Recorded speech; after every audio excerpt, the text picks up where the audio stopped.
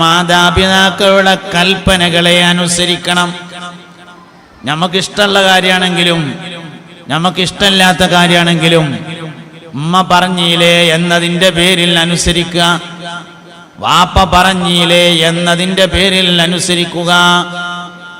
മാതാപിതാക്കളുമായുള്ള ബന്ധം ഉറപ്പിക്കാൻ അവരുടെ കൽപ്പനകളെ ജീവിതത്തിൽ കൊണ്ടുവരിക എന്നത് മൂന്നാമത്തെ കാര്യമാണ്.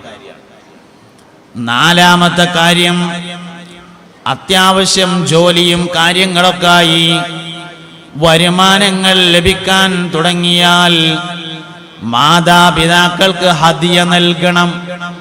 ആദ്യം കിട്ടിയ ശമ്പളം പകുതി ഉമ്മാക്ക് കൊടുക്കുക, പകുതി വാപ്പാക്ക് കൊടുക്കുക. ഗൾഫിൽ ചെന്നു, ആദ്യം കിട്ടിയ വരുമാനം പകുതി ഉമ്മാക്ക് അയച്ചു കൊടുത്തു, പകുതി വാപ്പാക്ക് അയച്ചു കൊടുത്തു. മാതാപിതാക്കളുമായുള്ള ബന്ധം ഉറക്കാൻ അവർക്ക് ഹദിയ നൽകണം. അവർ വരുമാനമുള്ളവരാണെങ്കിലും ജോലി ഉള്ളവരാണെങ്കിലും ശരി, വാപ്പ കോടീശ്വരനാണെങ്കിലും മകൻ വാപ്പാക്ക് ഹദിയ കൊടുക്കണം.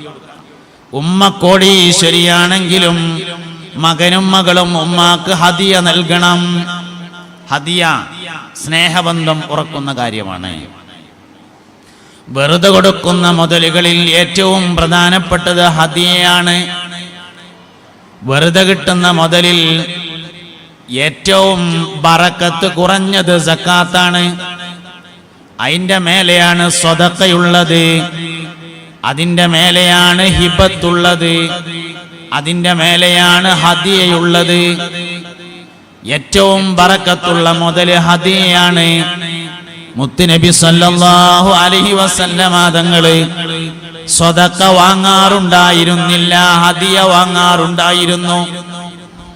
സൽമാനുൽ ഫാരിസി റളിയല്ലാഹു അൻഹു പൂർവകാല വേദങ്ങളിൽ നിന്ന് നബി തങ്ങളുടെ വിശേഷണങ്ങൾ പഠിച്ചു.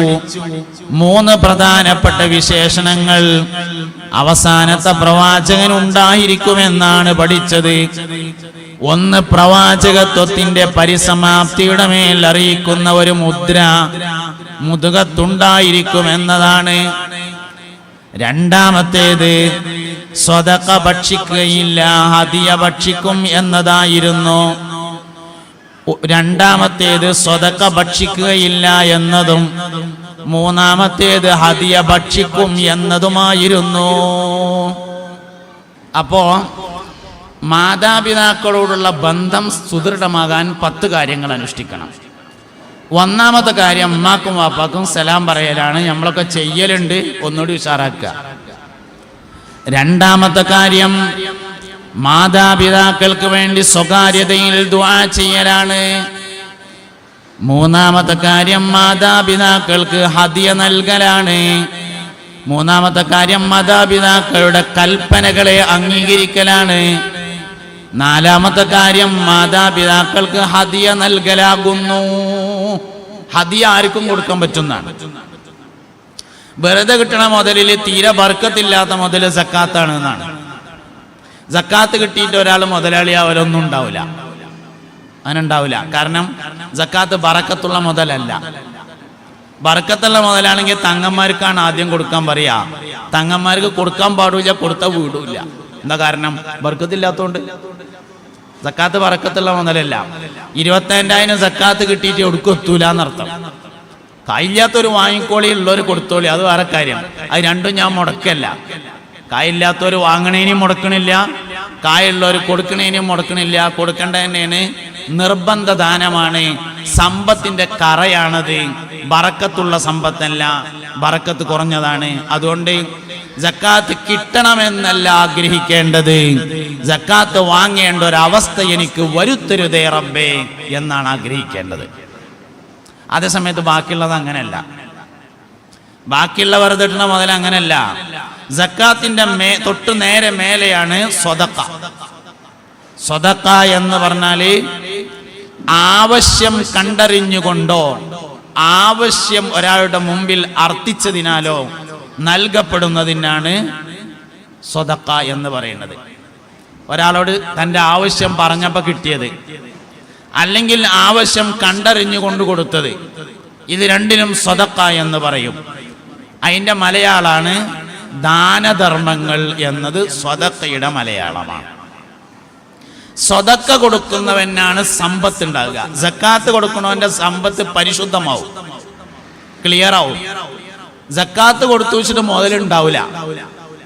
സക്കാത്ത് കൊടുത്താൽ ഉള്ള മുതൽ പരിശുദ്ധമാവും. അതേസമയത്ത് സ്വതക്ക അങ്ങനെയല്ല. സ്വതക്ക കൊടുത്താൽ മുതൽ വലുതാവും. മുതൽ വലുതാകുമെന്നാണ് സ്വതക്ക കൊടുത്താൽ.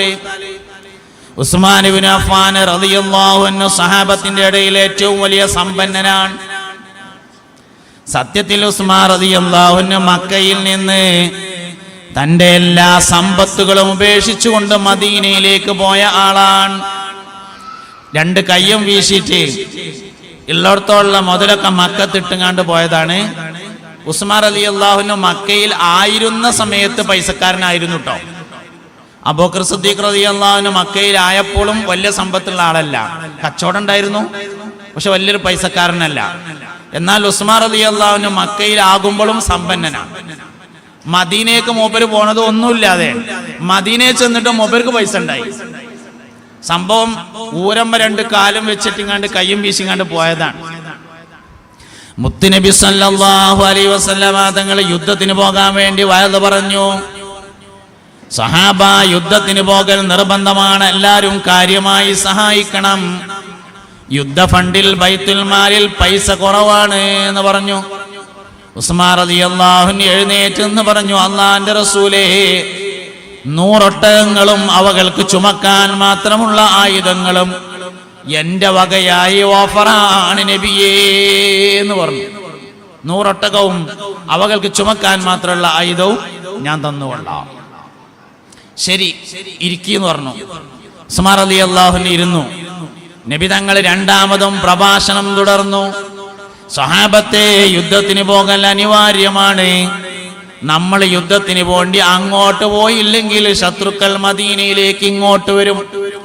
ശത്രുക്കൾ മദീനയിലേക്ക് ഇങ്ങോട്ട് വന്നാൽ മദീനയിലെ സ്ത്രീകളുടെയും കുട്ടികളുടെയും കാര്യം അപകടത്തിലാകും, അവർ കൊല ചെയ്യപ്പെടും. അതുകൊണ്ട് വേഗത്തിൽ യുദ്ധത്തിന് പോകേണ്ടതുണ്ട്. മൂത്തത്ത് യുദ്ധം കഴിഞ്ഞതിനാൽ ഖജനാവ് കാലിയാണ്. അതുകൊണ്ട് എല്ലാവരും ഇനിയും കൂടുതൽ നൽകേണ്ടതാണ്.